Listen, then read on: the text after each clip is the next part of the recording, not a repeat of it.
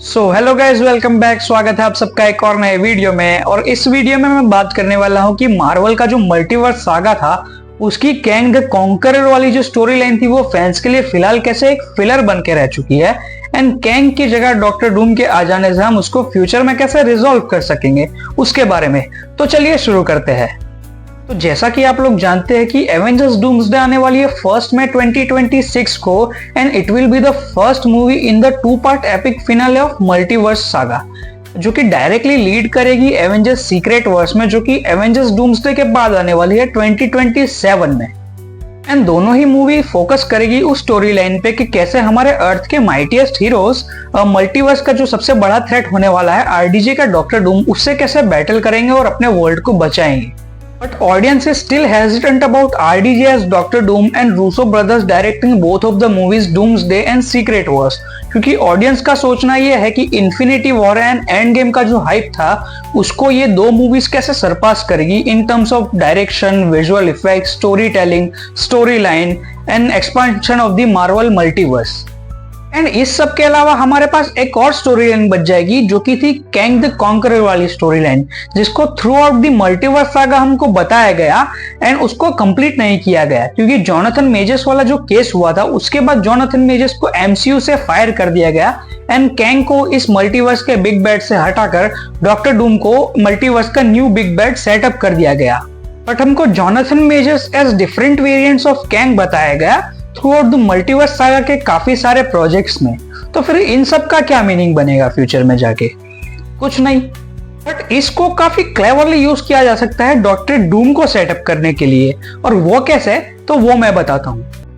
तो Avengers doomsday की starting की स्टोरी कुछ ऐसी होनी चाहिए कि डॉक्टर डूम निकलेगा मल्टीवर्स पे राज करने के लिए, बट उसको पता चलेगा कि कैंग द कॉन्करर नाम का कोई इंसान है जो कि फ्यूचर से बिलोंग करता है और उसके काफी सारे वेरिएंट एक काउंसिल में एडेड है जिसको कहा जाता है काउंसिल ऑफ कैंग्स, जो कि थ्रू आउट द मल्टीवर्स में टाइम ट्रैवल करते हैं एंड मल्टीवर्स पे राज करते हैं। तो डॉक्टर डूम को लगेगा कि मल्टीवर्स पे राज करने के लिए पहले मुझे काउंसिल ऑफ कैंग और उसके सारे मेंबर्स को मिटाना पड़ेगा, एंड डॉक्टर डूम फिर निकल जाएगा एक क्वेस्ट पर उन सबको मारने के लिए, और वो उन सबको मार भी देगा इंक्लूडिंग काउंसिल के जो लीडर्स है रामाटूट, इमोटस एंड स्कारलेट सेंचुरियन।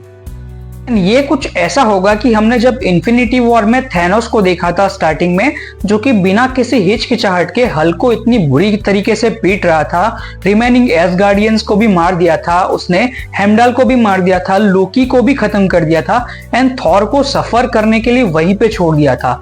और ये एक्चुअली वहां पर थैनोस के लिए एक सेटअप था एज अ कैरेक्टर कि वो कितना पावरफुल है और वो इन्फिनिटी सागा का कितना बड़ा थ्रेट है।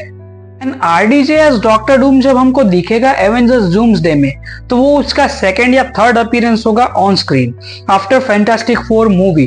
तो किसी कैरेक्टर को सेकंड या थर्ड टाइम ऑन स्क्रीन बताना और ये साबित करना कि वो मल्टीवर्स के लिए काफी बड़ा थ्रेट है, वो काफी मुश्किल होगा। एंड वो कुछ ऐसे हो सकता है कि वो यहाँ तक फैंटास्टिक फोर से लड़ते हुए पहुंचा है एंड कैंग द कॉन्करर के सारे वेरिएंट्स को उसने मार दिया है। In this way, Doctor Doom will establish himself as a threat worthy of fighting Avengers and as a big bad of the multiverse saga. So this is the quick and efficient way of setting up Doom's character as the big bad of the multiverse and eliminating the plot of the Kang the Conqueror that bothering the fans for so long. So ये थी theory Doctor Doom versus Kang to set up Doctor Doom's character as a big threat to the Marvel multiverse. And I hope सबको ये video अच्छी लगी होगी। तो यहाँ तक आ ही गए तो वीडियो को लाइक कर दो, शेयर कर दो एंड चैनल को सब्सक्राइब कर दो। Thank you for watching.